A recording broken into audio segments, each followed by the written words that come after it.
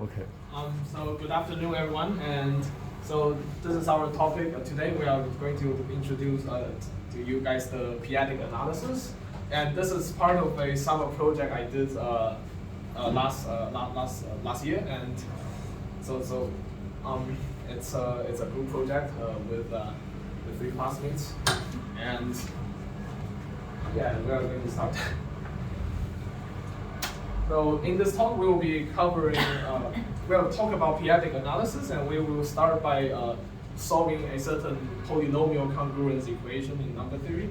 And later on, we will focus on the absolute values over rational numbers, and we talk about absolute values that are different from the ordinary one we encounter in real analysis. And we will produce different completion structures using the new absolute values. And after that, we will introduce the p-adic number field. And we will perform some analysis on p-adic number field, and we will compare and contrast the analysis on p-adic number field with the analysis on the real numbers, as we did in year 1. And after that, we will talk about some visualization of some of the results we proved. Yes. So let's start from the first section. So I'm going to give a brief introduction from the aspects of considering polynomials. So here at the very top of our slide, this is our biggest question. That is fx congruent to 0 modulo m. And so for clarity, here and throughout the rest of our talks, we'll let fx denotes the polynomial with integer coefficients. So to solve this fx congruent to 0 modulo an arbitrary number m, there are 3 steps that we need to do. The first one is to factor down modulus m into the products of prime powers, and thereby reconstructing our problems into solving a linear congruence system. And subsequent to this, we'll have to solve fx, so each solutions are to be determined in each linear congruences within that congruence system. And so with specific emphasis on the modulus of prime powers. And then finally, we'll use Chinese remainder theorem to combine all of our solutions all together. And so a detailed explanation of our second step will be given after a brief explanation to the Chinese remainder theorem. And this theorem plays a really central role in our approach so that we can move from modulus a arbitrary number into a more manageable case of solving the prime power modulus. So this is a statement of Chinese remainder theorem. I will not delve into the proofs and examples of the Chinese remainder theorem, but the main idea that I want to deliver here is that you are able to solve the linear congruences here simultaneously, and that you're able to get a unique solution in the modulus m ring. And here m denotes the products of all the mi's listed here. And also, m is the arbitrary integer that we have been choosing previously in our biggest question. So here, this is the general form of the Chinese remainder theorem, as you can see. So the only condition that we have to satisfy is to make sure that all the m's here, and they are co-prime. But since the m's here denotes the prime powers that we have just been introducing before, they should be automatically co-prime. And so the conditions is automatically satisfied. And then we're able to use the Chinese remainder theorem. And knowing this really powerful tool that we will be using, we have already reduced our problem from the congruence problem to solving the prime modulus. And so we're going to first consider about the foundational case. That is a foundational case. That is fx congruent to 0 modulo p, where p is a single prime. Now we have been encountering this problem a lot if you've been taking number theories. And then you might see a lot of different techniques to solve these questions. Well, but that is another very complex story to tell. And in our coding section, we lazily use the method of exhaustion to solve this problem. It's basically that we plug in x that is from 0, 1 to and all the way down to p-1 and see if any of these satisfy this congruence. But that's really another story. And here we'll just assume that, say, A is our solution, that we fortunately find it Yep. And so notably, you will see that if A, say here, is a solution to this congruence, modulo p to the j's power, then it must have also been a solution modulo p raised to the j minus 1 solution problem. And it should also have been a solution to the problem of modulo p raised to any power that is less than or equal to j. So knowing this fact, we'll see that given fa is congruent to 0 modulo p to the j raised to the j power, that the elevated problem here, it should have a solution that is in the form of x equals to a plus t times p to the j's power. So when we plug this back, so we plug this form back to here, we'll see that fa is congruent to p to the j's power, and then f, that is a polynomial, substitute anything times p to the j's power. It will also be congruent to p to the j's power here. So that this is our form of solution. And then we'll try to elevate our solution to p squared, p cubed, and so forth. So plugging this form of our solution back into fx here, we'll get this one, this really long and complex redundant equation here by using Taylor's expansion. So since we're dealing with modulus, it might be clear that we're trying to cancel out some terms. So by taking a closer look at this expansion here, we see that there is one thing in common, that some terms contains a coefficient, like p to the 2j's power, p to the 3j's power, up until p to the nj's power. The common thing here is that they are all greater than p to the j plus 1's power. So it came to mind that we are able to cancel them out, but there is still one thing that is ambiguous here, is the fractorial that is down on the denominator. So if we are able to prove that these terms are all integers, then we can just think that they all vanishes, since they will be congruent to 0. So here, this is the derivative of the polynomial. And when we think about the derivative of a polynomial, we just simply swap down the powers on the top to the coefficient place. And then taking n's derivative of a polynomial means that we will take the powers on the top n times to the coefficient, and each time the power will be reduced by 1. So that means we'll have n consecutive integers as a product in the coefficient of this n's derivative. And then knowing the fact that n consecutive integers product is divisible by n factorial, we'll then prove that this little part here, it will be divisible. It will be a integer for every n greater than or equal to 0. Equal to 2, sorry. Yeah. So that means these terms are all congruent to 0 modulo this. And so we are able to only having the first two terms here. Now, taking a look at this one, we see that fa is congruent to 0 modulo p to the j's power here. That is assumed in our condition. And then this part, it contains a p to the j's power here in the coefficient. So that means we are able to reduce this problem of modulo p raised to the j plus 1's power down to modulo p. And then by reorganizing this part, since this should be congruent to 0, because this f parenthesis, our possible form of solution here, it should also be congruent to 0, so that this part is congruent to 0. And then moving this a little congruence here, we'll have this.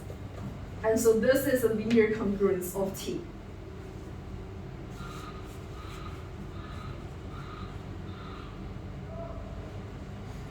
I'm going to take I'm going to write it down here, so that CC might be able to use it.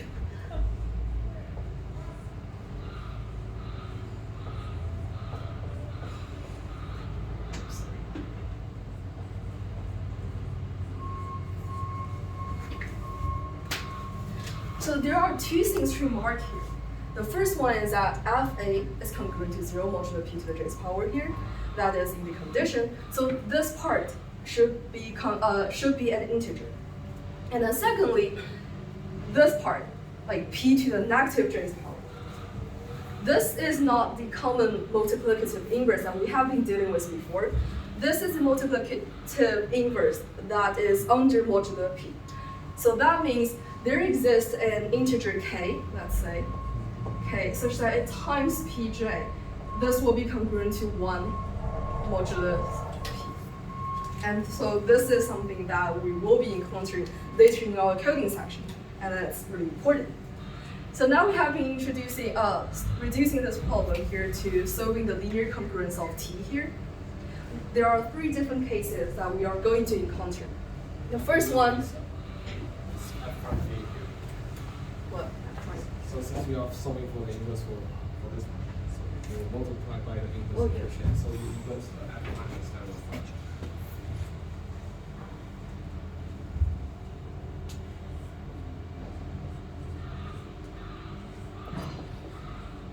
And I'll denote the multiplicative inverse using this little bar here. And so there will be 3 cases that we are going to encounter. One is that we're going to have p different solutions. The second is that we are going to have no solutions at all. And the third is that we're going to have one unique solution. So I'm going to tell the conditions of it. Firstly, if f's derivative of a is congruent to 0 modulo p, then looking back our Taylor expansion here, the second term here, this will be congruent to 0. So that the second term vanishes. And leaving only fa plus the t times p to the j's power is congruent to fa modulo this for all t. And so if fa is congruent to 0, then t will be equal to 0, 1, 2, up until p minus 1. That is a total of p different solutions. And if fa is not congruent to 0, then there will be no solutions at all. And thirdly, if f's derivative of a is not congruent to 0, that means we can use this little equation here effectively, and then t will be uniquely determined, and then there will be only one unique solution. So here is this Hensel's lemma. That is basically the same with the slides above. So, yeah. Now, if you have been taking number theory classes, you'll see that this is quite different with the version that we have encountered during the class. So that Foster lifting process will be meted later during CC section. But this step-by-step approach is really easy for us to make our coding. And then it is also easy for us to make truly make us understand how we are solving the problem using Hensel's lemma. So Hensel's lemma allows us to determine the unique lifting of certain roots of modulo higher powers of p. Since the roots of each layer, modulo p to the k's power, say, depends on the roots of the preceding layer, say modulo p raised to the k minus 1's power. So the resulting solution should be written as a geometric series that is an iteration of the previous roots. Now I'll be showing here. So if we're using this is our main equation to solve t, right? And our potential solution is in the form of a, that is a previous solution, plus t times p to the j's power. So that is aj plus 1. That is the j plus 1's layers roots. This is equal to aj minus faj times the derivative of a, the multiplicative inverse of the derivative of a. So if you have just been playing with this equation, you will simply get this. I'm not going to prove it now, but you will see that this is quite similar with Newton's method, the one dealing with slopes and something, which is also going to be given by CC. Yeah, so this one. But this expansion makes a lot of sense number theoretically, as we have just been presenting about, but it is quite invalid analytically. We'll see that with an example here. So, considering the polynomial fx is equal to x plus 1, that is congruent to 0. Say fx is equal to x plus 1, that is congruent to 0, modulo p raised to the k's power. So by applying our Hensel's lemma, the first step the first step is to solve for fx is congruent to x plus 1, congruent to 0, modulo p. And this is really easy to solve since x is equal to p minus 1. And secondly, we're going to determine the conditions here. The condition is to see if the derivative of f is congruent to 0 or not. So the derivative of f here, and we plug in p minus 1. Well, we actually do not need to plug in p minus 1 since it will always be congruent, always be equal to 1. And this is not congruent to 0, modulus p. And this step means that we're going to get a unique solution here. That is, t will be uniquely determined, and then only one solution we will have.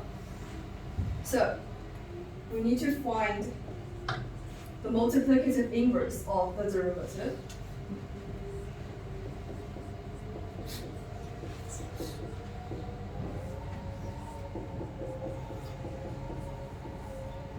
Times f's derivative is congruent to 1 modulus p. Now here, this is equal to 1. This, we need to do a little bit of trick here. So it is equal to negative p minus 1. It seems that if we just plug in 1, it's a lot easier, but this really makes sense because negative p plus 1, it must be congruent to 1 modulo p. So having this here, and then plugging back into our iteration deck, we'll find that first, A1 is p minus 1 here, that we just copied on. And A2, this is equal to p minus 1 minus p times our multiplicative inverse. And then all the way down here, we'll get A j plus 1 is equal to aj plus our multiplicative inverse here times p to the j's power. I'm sorry that there are a little different notation here, but they're actually the same. So this means that if we plug in x equals to negative 1, we'll see that this function, and set this function to be equal to 0, we should have negative 1 equal to all these things. But it really doesn't make sense, right? So we're going to leave this big trouble to my members here. Okay, so the point is that on the left-hand side, we see that this is minus 1, and if we take modulus p here, and we see that they are like, if we take the modulus with p to the k power, then they are all congruent. So that's why we want this kind of series representation for minus 1. But somehow we need to deal with the convergence problem, because if we think of this as an addition in real numbers, it doesn't really converge. It's something that goes to infinity since we have all these series convergence tests. But that's because the trouble is because we are working in real numbers. But real numbers, they're just an extension of. This is just one way to extend the rational. We can think of a way to see real numbers as a way that we take limits of rational numbers. But if we take those limits differently, then we can somehow figure out a theory that allows this kind of representation to converge and make sense. And before inventing this new theory, we need to look at the real numbers first. And the way we look at the real numbers is by looking at its absolute values. So we know that real numbers, they're exactly the rational number axioms plus the completeness axiom. And in analysis 1, we are learned that we can complete the rational numbers by, quote, invoking the least upper bound principle. That is to say that if we have a set that is bounded above, then it's going to have a least upper bound, which is known as the supremum. In certain occasions, the least upper bound is a rational number, but there are certain occasions where it's not. And in this situation, we add a new quantity to the set of rational numbers. And we keep doing so, we get the real numbers. That's the first principle we learn. But later in analysis 2, we learn that there's something called a Cauchy sequence. So under this principle is that we require all the Cauchy sequence consisting of rational numbers to converge. We need to have a limit that such that the sequence converges. And that is the second way that we can characterize the completeness of real numbers. We see that in the first example, the completion requires the notion of order. We need to use the fact that the rational numbers are totally ordered so that we can talk about boundedness. But in the second case, we see that this doesn't really require any ordering property. All we need is just to know that we can define distance between two elements. And if you are taking analysis 4, that's actually, this principle actually generalizes to metric space, where we can talk about the completion of metric spaces. And we will adapt this, the second notion to study the rational numbers. So this is just the ordinary definition that of a Cauchy sequence. Like if we take an absolute value and two terms, if we take two arbitrary terms, they will be closer and closer to each other when all these indices are sufficiently large. And we see that this Cauchy sequence, the definition is based on the characterization is totally based on the absolute values. So if we change an absolute values, then it is possible that we get a different structure using the Cauchy sequence. So now we can turn our focus to just the absolute values. When playing with absolute values, we mainly care about these three properties. And the first one is the positive definiteness. Firstly, the function itself must be non-negative, and it's 0 whenever x is itself 0. And the second one is the multiplication. I think that's quite straightforward. The third one is the triangle inequality. When we want to use absolute value or when we want to just study the distances between things when we do proofs in analysis, we use this triangle inequality very frequently. As a result, we adopt these three axioms to be the definition of an absolute value on the field of rational numbers. And since we don't really care about the arithmetic of the absolute values themselves, we care about the completion of how the absolute value completes the rationals into some larger number field. We define a equivalence class. We define an equivalence relation. We consider any two absolute values that produce the isomorphic completion of rational numbers to be equivalent. Specifically, we mean that if two absolute values are equivalent, if and only if they characterize the same convergence sequences. Since we know that the definition of convergence relies on the absolute values, and we're just using different absolute values to. So when they characterize the same convergence, we see them as something equivalent. And you will see later that this will actually correspond to some topological properties. Like this definition, you can somehow use the convergence sequences to characterize open sets and closed sets. So another way to see the equivalence is that they generate the same open sets. But we will not really go into this in details. And for an example, if f of x is equal to the absolute value of x, and g of x is equal to the square root of the absolute value of x, then they are kind of equivalent if you plug in the definitions. And it's not too difficult to check that the square root of the ordinary absolute values actually does satisfy these axioms. So with the definition, with the equivalence of absolute value in mind, we can now classify all the possible absolute values defined on the rational numbers.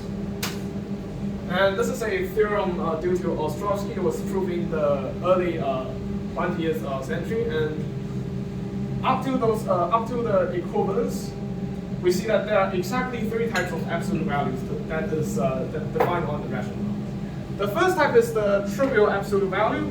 If you learn analysis, this is something corresponding to the discrete metric. And in this situation, every Cauchy sequence with respect to this absolute value is always an eventually constant sequence. So this means that these trivial absolute values will indicate that the rational numbers themselves are already complete, because all the Cauchy sequences are eventually constant sequences, which eventually converge to some constant rational number. And the second case is the Archimedean absolute value. It's the ordinary one, the one that we use in analysis 1 and analysis 2 to produce the real numbers. And since this is already something covered in year 1, we won't really talk about this in details. But the interesting case is the third one. It's the p-adic absolute value, where p is a prime, and this quantity is known as the p-adic valuation. We will talk about that later. But it's just that this classification theorem tells us that there's something much more interesting than rational numbers and real numbers. And this is the thing. This is the starting point of our whole p-adic analysis. So we will actually stick to this new absolute values for a while. So before talking about p-adic absolute value, we need to know what the p-adic valuation is. So for a prime p and a non-zero rational number x, due to the fundamental theorem of arithmetic, we can always uniquely decompose the rational number into this form, such that x is equal to p to the n power multiplied by some fraction. And the crucial property of the fraction is that both the numerator and the denominator do not contain p in their prime factorization. And this is unique because n can be an integer, it doesn't have to be positive. So we can always do this decomposition, and when we perform the decomposition, we call this letter n, this integer n, the p-adic valuation. And those are just some examples. For example, we know that 12 is 2 squared times 3, so its valuation is 2. And this is 22 divided by 7, because neither the numerator nor the denominator contain 3 in their factorization. The p-adic valuation is 0. And using this valuation, we can define what's known as an p-adic absolute value. So instead of taking the valuation themselves, we raise it to a certain power. We raise p to the minus valuation power. And if we adapt this definition, this is automatically positive definite. And by the properties of this decomposition, we also know that the valuation of the product of two numbers is exactly the sum of the valuation. So when throwing this into some exponential function, we see that this is multiplicative. So this definition already gives us the first two properties of it satisfies the first two axioms for absolute values. And now we need to check the third one, that is the triangle inequality. And interestingly, in the p-adic case, we have an inequality that is much stronger than the ordinary triangle inequality. We see that it's less than or equal to the maximum of the individual terms on the right-hand side of the triangle inequality. But to see this, we first factorize x and y into this manner, and where those fractions are numbers that do not contain p in their factorizations. And if we perform the summation and then we do some appropriate multiplication to some elementary algebra stuff, and we will arrive at the following. So this is p to the 8th power multiplied by this giant term. And with a loss of generality, we assume that a is a quantity that is less than or equal to b, so that the term on the numerator is an integer. And because we know that every integer is either divisible by some prime or it does not. It's not. As a result, its valuation, the valuation of this quantity is going to be non-negative. Yes, non-negative. So when we take the p-adic absolute value, we arrive at this term. And because we know that k1 and k2 do not contain p in their factorization, we know that the valuation of this quantity is 0. So its p-adic absolute value is going to be 1 because we raise p to the minus 1 to a power of 0. So the absolute value of this quantity is 1. And this is an integer, so its valuation is greater than or equal to 0. As a result, its p-adic absolute value, which is defined here, we know that when this is non-negative, the whole thing is going to be less than or equal to 1. As a result, we can first transform this the absolute value of the sum into this term, and then use the inequality to conclude that this the sum of the two terms, when taken absolute value, is less than or equal to the absolute value of one term. And because we assume that a is less than or equal to b, we know that the valuation of x is less than or equal to the valuation of y. This means that the absolute value of x is exactly just the maximum of the absolute value of the two quantities. And we are just proving it in the first case, and in the second case it's just similar. As a result, we conclude the following inequality, which is something that is stronger than the triangle inequality. And in this case, we call it a non-Archimedean absolute value, because we see that it doesn't really attain the extreme case of the triangle inequality.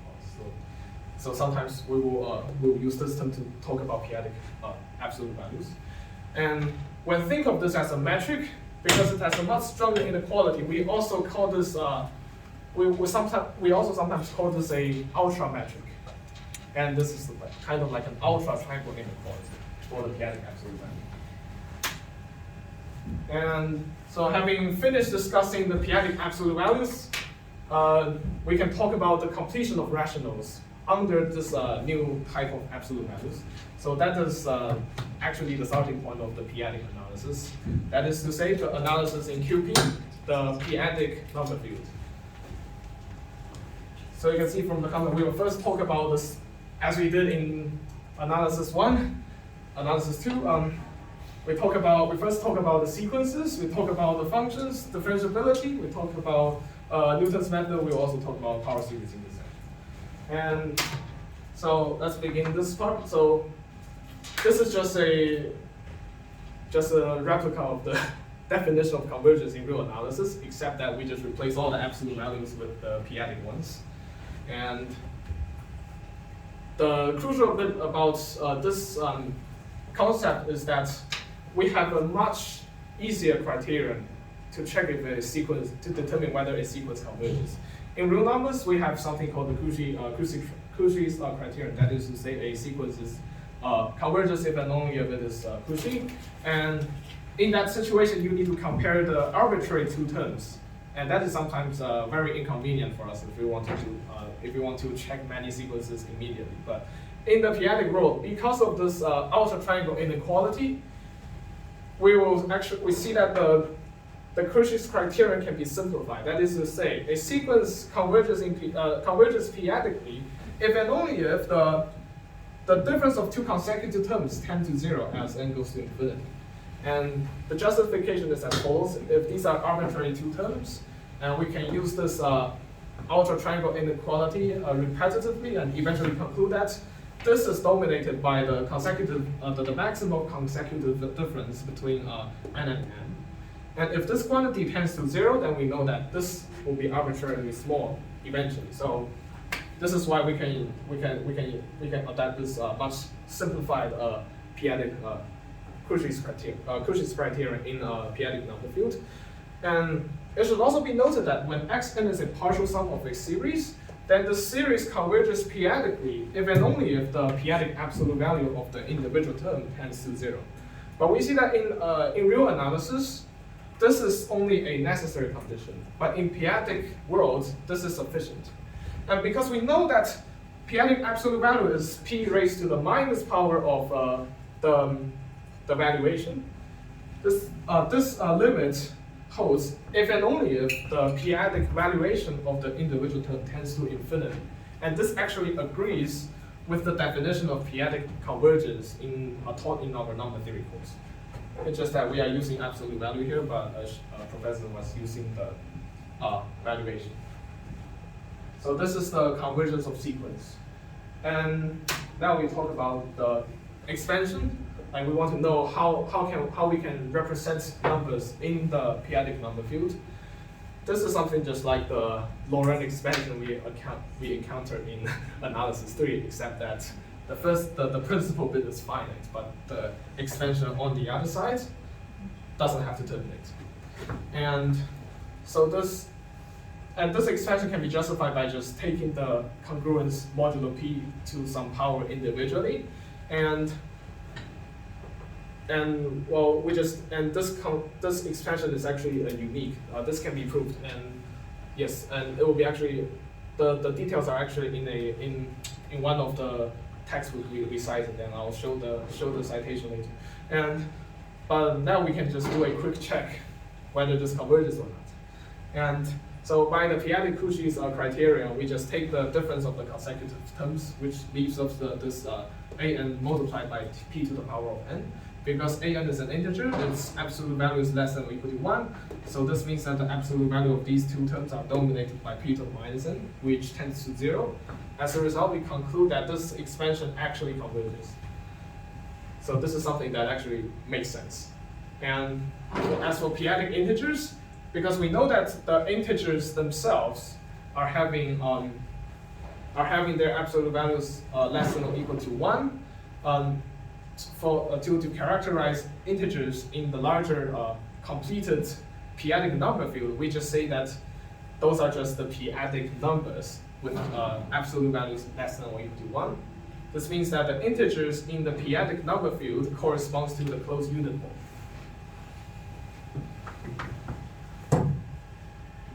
And having finished discussing p-adic numbers themselves, we can talk about functions that are defined on QP.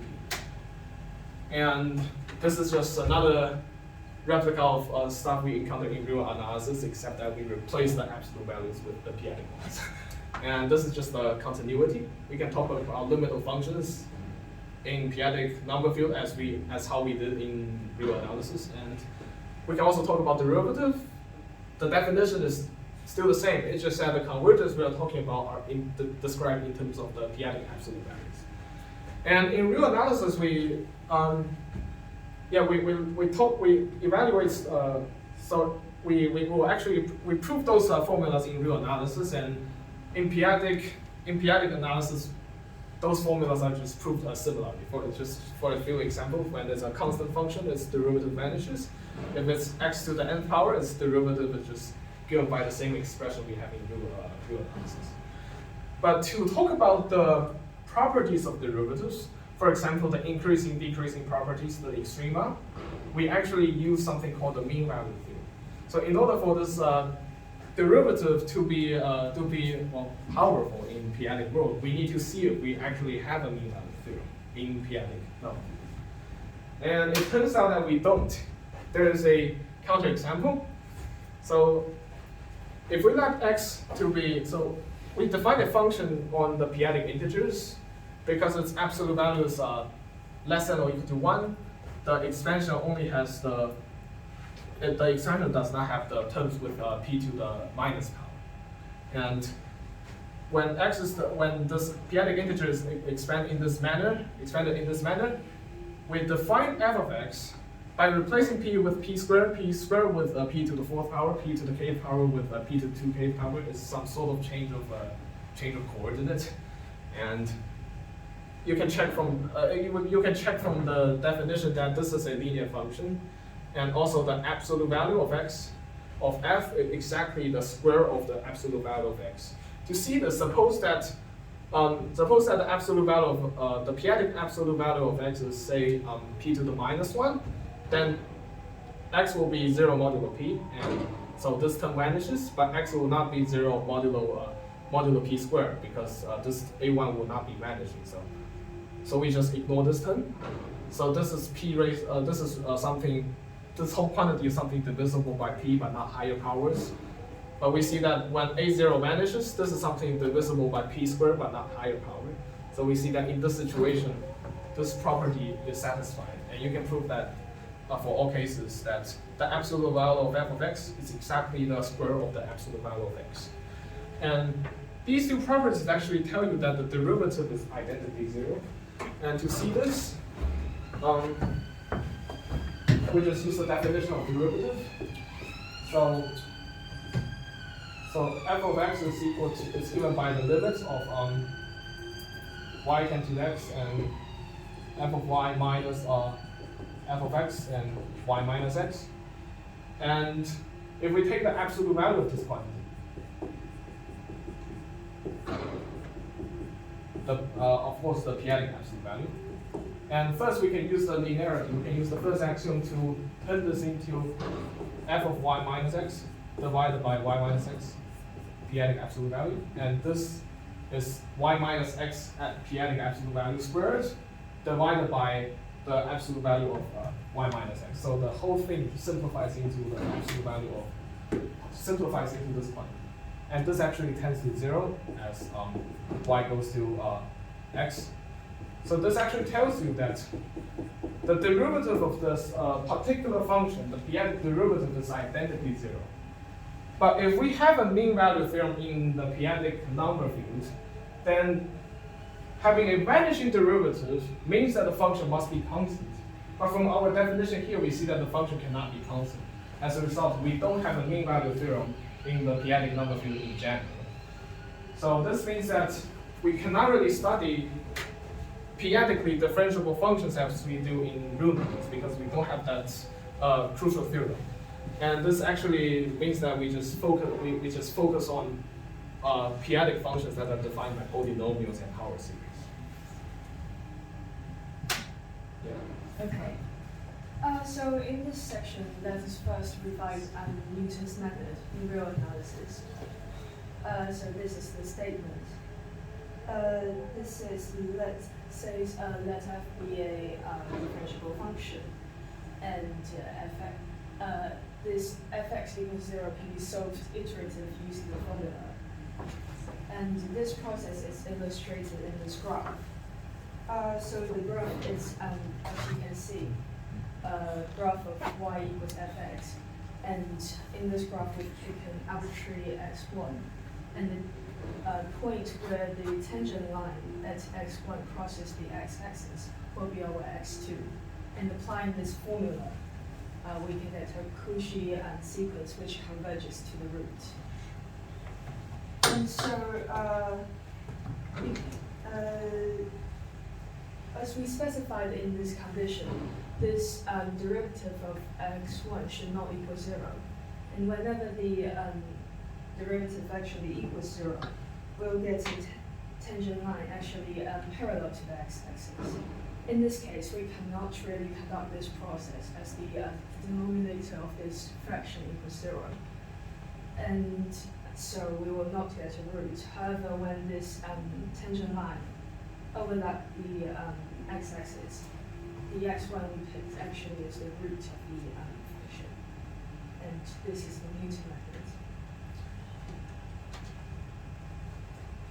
And okay, here's where we use this part where May stated earlier. As we remember, we get a congruence formula earlier, which says x equals a plus t times p to the j, and we sub t into this formula to get something like x equals a minus f a over the derivative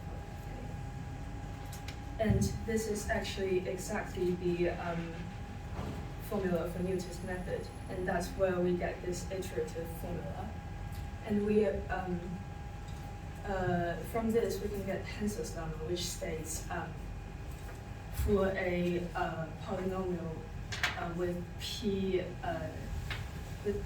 integer coefficients, suppose that for alpha 1 in p-adic integers, such that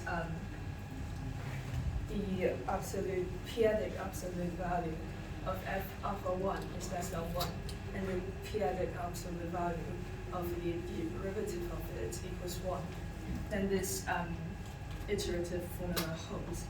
And also this alpha converges to a limit, which is actually the solution for this f alpha equals 0. And this process, we'll give an example of this, and this process of lifting will be visualized in our coding session.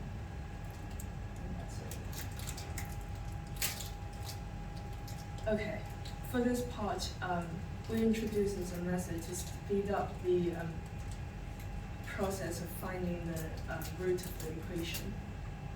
So here it says, for this polynomial, if x1, if x0 satisfies the condition that the valuation, the p-adic valuation of the derivative of x0 equals c, and f x0 itself is congruent to 0 mod p to the 2c plus 1, then by conducting the recursive formula, we can get we can find fxn congruent to 0 mod p 2c plus 2 to the n, which means the power of p actually grows is exponentially instead of linearly, comparing to the Newton's method in real analysis. And also, the process of finding x is actually speed up because yes, because of it. And that's it.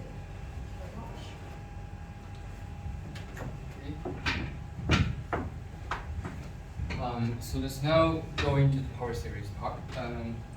So first, look at the definition of this.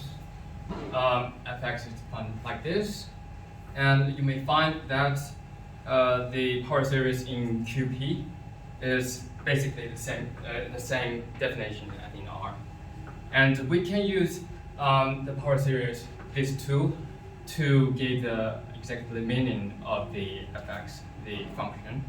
And now here are 3 examples I want to give to you. The first one is exponential, and you may use the Taylor series to get this form. Similarly for log 1 plus x and square root of 1 plus x. So they are basically the same thing from we learned in analysis 1 or 2. Okay, and now this part is the main difference between the power series in R and in QP. So first, let's go into the definition of radius convergence. So you can get the radius by this formula, and you may find that it comes from the root test, from analysis 1 or 2. Yes. But and it has the same rule as in R, in real number. So fx converges for all the absolute value of x smaller than rho and diverges otherwise. And I will denote this thing to be absolute value, not p-adic absolute value since then. And okay, but here the thing is about the boundary case. We don't talk about when the absolute value of x equals rho. And for in QP, fx either converges everywhere or just converges nowhere on the boundary when the absolute value of x equals to rho. But in R, you may find it's not necessarily to be like that. For example,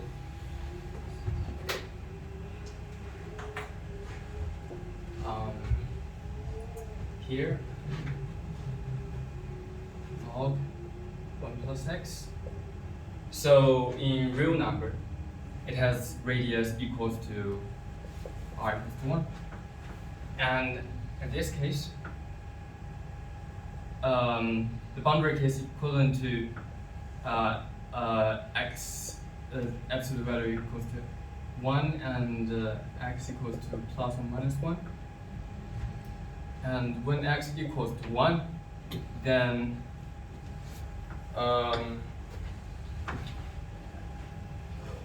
x equals to 1, then we can get from this form and use the definition of the harmonic series to show that it diverges.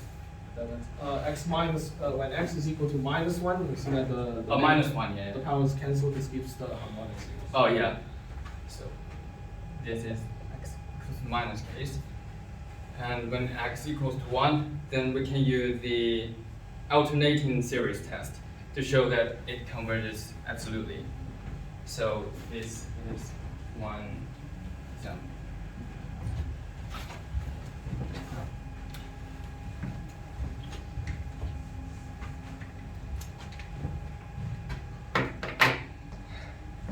So now let's go into the general examples we mentioned before. So for exponential of x, the radius of convergence in real number is just infinity. But here in QP, the radius convergence is p to the minus 1 over p minus 1. They are totally different then. And also you may find that there does not contain any x belongs to qp such that the absolute value of x equals to this number. So we won't have any boundary case. The reason to this is for any x belongs to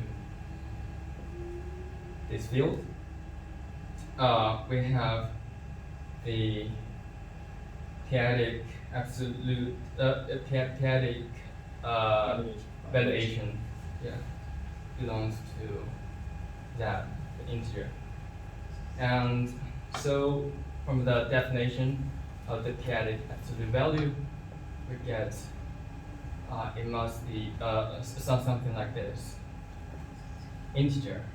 The power should be in integers, but here it's not an integer, so I can also draw a picture here. So for any number belonging to this field, it lies in some discrete circle. This maybe p squared,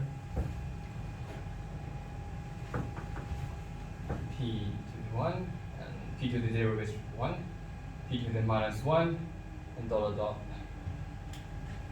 All the number lies on this circle.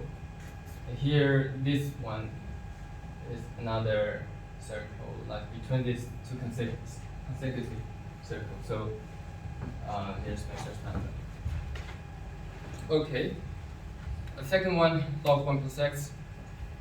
But the radius convergence in both R and QP is 1.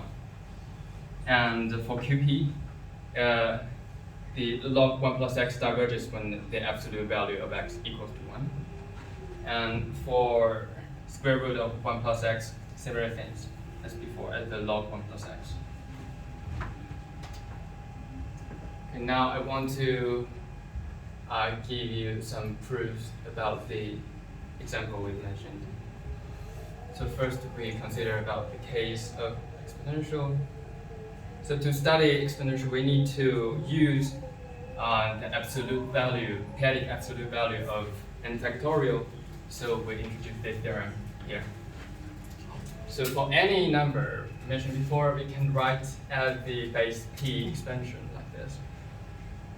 It's mainly the same thing as the base 10 expansion, but we just put the base into the some prime number here.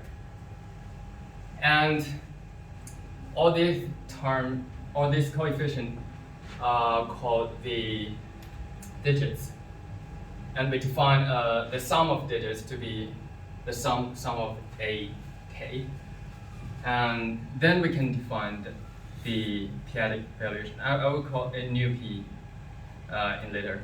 So nu p n factorial equals to n minus Sn over p minus 1. And I won't give the detailed proof. You may find it on the internet or the book.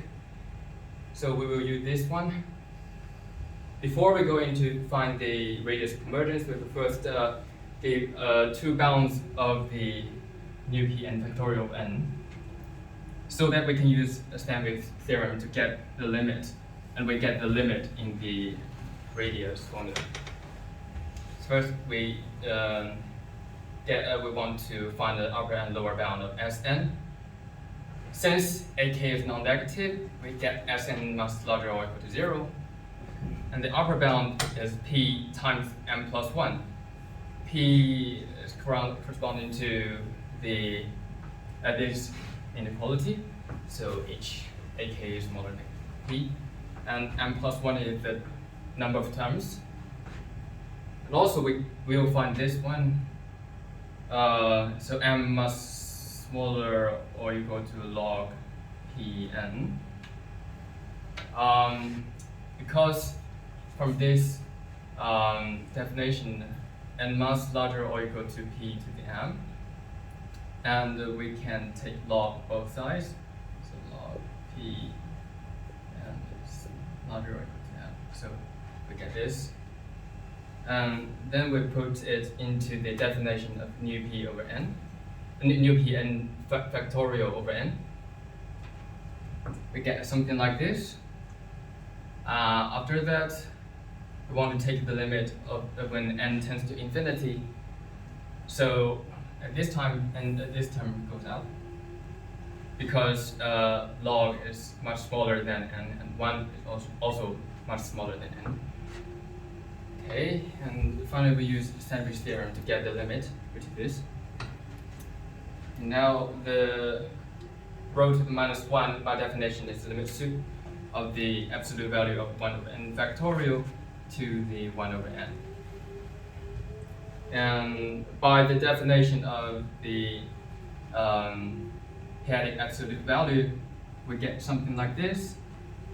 And we also want to use something we mentioned before, a property. So Vp A times B equals to Vp A plus Vp B. Sorry. Yeah. So we can get this. And finally we substitute the limit into it. So finally we got the rho equals to p to the -1 over p minus 1. And there's no boundary case rule, so we don't need to talk about that. Okay. So finally I will give the proof of the convergence of log 1 plus x.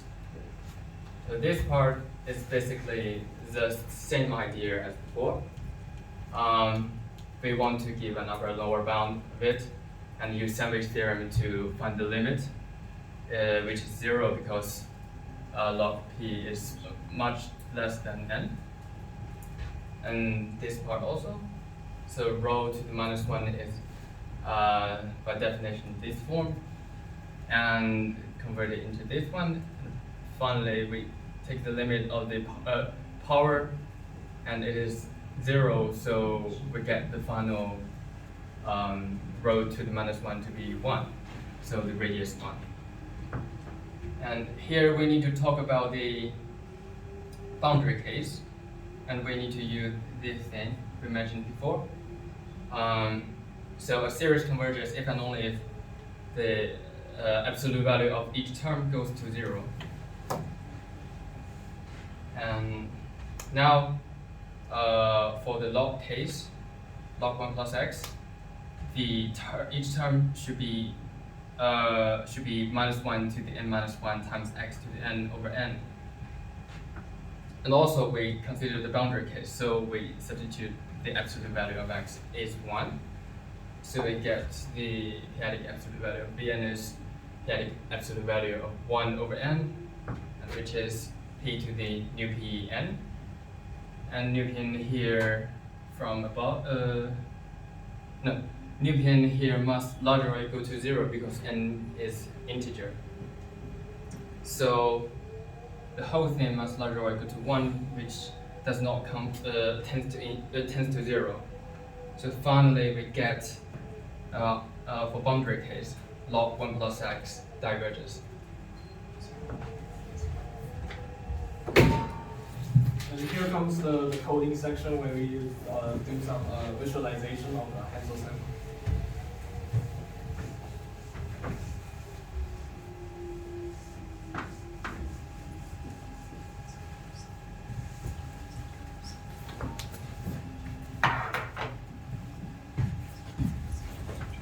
So we're going to talk about the coding section. And firstly, this is the multiplicative inverse that we have been talking about before here. So this is quite simple. If you've been attending number theory classes, will know about the Euclidean algorithm. It's basically just finding an integer b or an integer k such that it satisfies ab plus km is equal to 1. So that we are just iteratively, continuously plugging this into our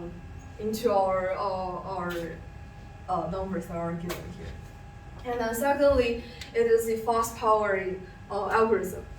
So it's just basically finding, if we're finding like x to the power of n modulus p, say, and then you will just find x to the nth power when n is less than m, and then you can just find the congruence of xn,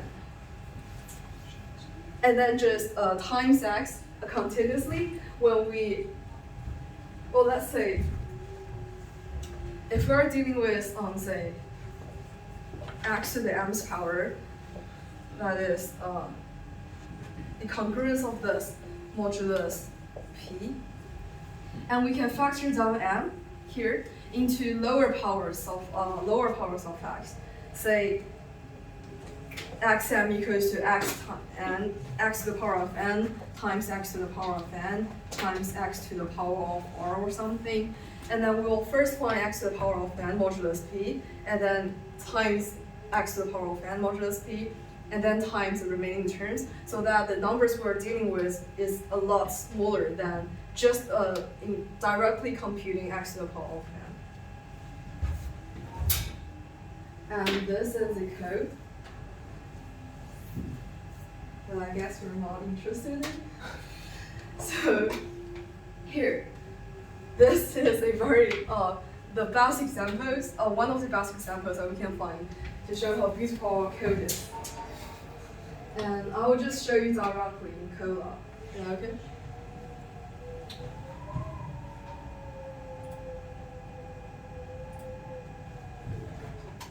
So this is the coding I'm treating with my Hensel lemma homeworks. And here's the result that we have just given. Do any of you guys want to try some?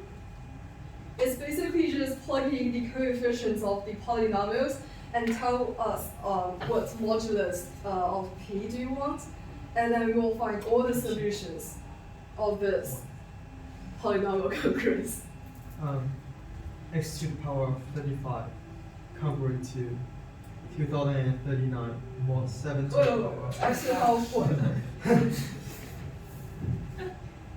Just tell me the coefficients. 1. 1. From lowest power to highest power. From lowest power, then 0. 1, 0, 3. 3, 7. 7. Congruent to Or congruent to 0, I suppose. And 0. And for one modulus, like one prime power. 7. 7 to 1. Alright. We'll just set 5 layers, right? Okay, so this is a case where we have 3 and 4 as a linear congruence modulus 7, which is a foundational case. Oh my god, can you see it? Okay, so as a foundational case, and then each root here will only live to a unique solution. So that this one here, this is the roots modulus 7, and these here are the solutions modulus 7 squared, and these here are modulus 7 cubed, 7 to the square, 7 to the power of 4, and 7 to the 5th power. Yeah. Does anyone one of you want to try?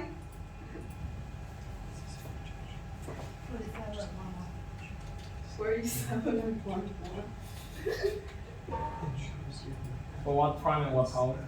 What term power? Just 7, alright. It is still the unique or unique root base.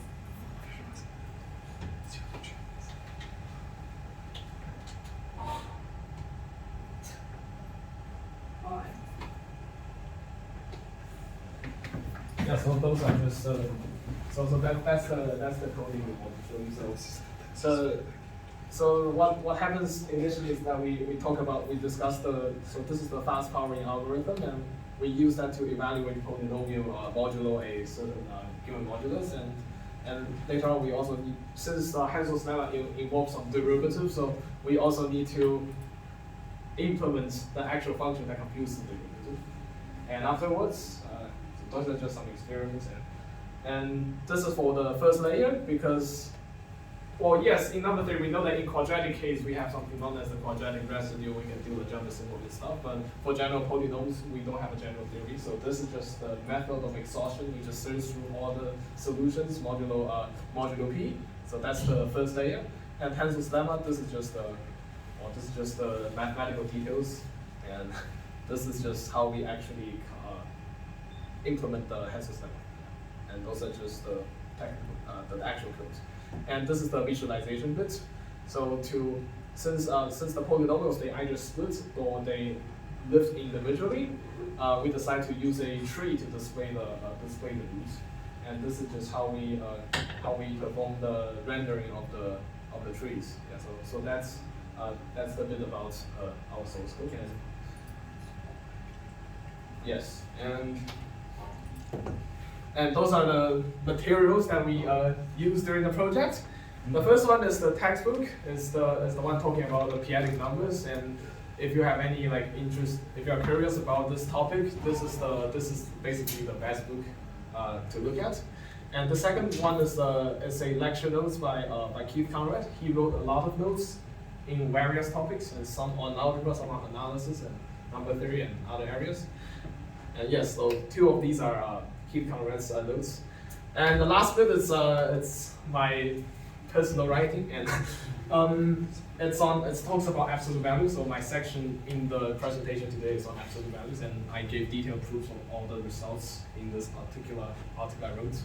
And yes, that's everything of our talk today. Thank you. And now here's the Q&A session. So anyone want to ask some questions? Yes. I guess what was the first motivation behind defining the p-adic metric? You mean the absolute values? Yeah. So the first motivation is just to talk about the convergence. Mm-hmm. Yeah, and initially Hensel, his original paper, he just talks about that lemma, and then he just writes down the expansion, but he can't really figure out a way to make it rigorous. But somehow, a few years later, there's this guy called Ostrowski. He somehow decided to classify the kind of functions that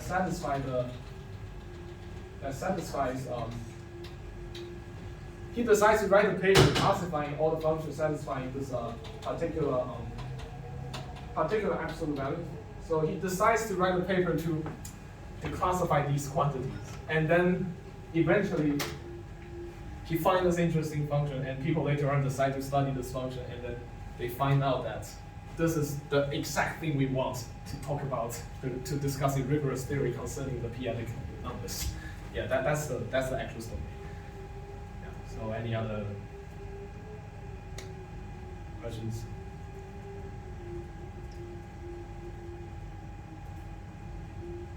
Is there anything cool geometrically about these numbers? Geometrically, so it's mainly about how you visualize it. Like if you search about the visualizations online, people tend to associate p-adic numbers with fractals. And it's mainly because in Hensel's lemma, the roots sometimes, when you don't have unique lifting, the trees actually, as you can see in the example we displayed in our slides. So yes, we may see this. We may display the p-adic numbers using trees, but sometimes it might look cooler if we display it using fractals. But yeah, that's the kind of geometric bit, but it's mainly for visualization purpose. But for the number itself, I think it's more interesting arithmetic. Can we order the p-adic numbers? Well, that's actually a challenge, because if we order the p-adic numbers, then we should believe that the order should agree with the order we have in rational numbers. But it just couldn't, because infinity is an issue. In rational number p to the n power, it grows larger, but in p-adic numbers, it tends to a limit. It tends to zeros. We can't really have that order structure. And it is also that order structure that prevents us from doing some sort of Riemann integration, because we need to characterize Riemann integrals on some sort of integrals, but we don't have that kind of structures in p-adic numbers. So we can't really plot p-adic functions though? Yes, but yes, it's kind of difficult for us to plot function that maps p-adic numbers to p-adic numbers. Mm-hmm. But for p-adic numbers that gets mapped to real numbers, that would be slightly different. Like if we talk about p-adic functions that has real values, that are real values, you can somehow like derive a theory of integration on those objects because you can talk about meshes.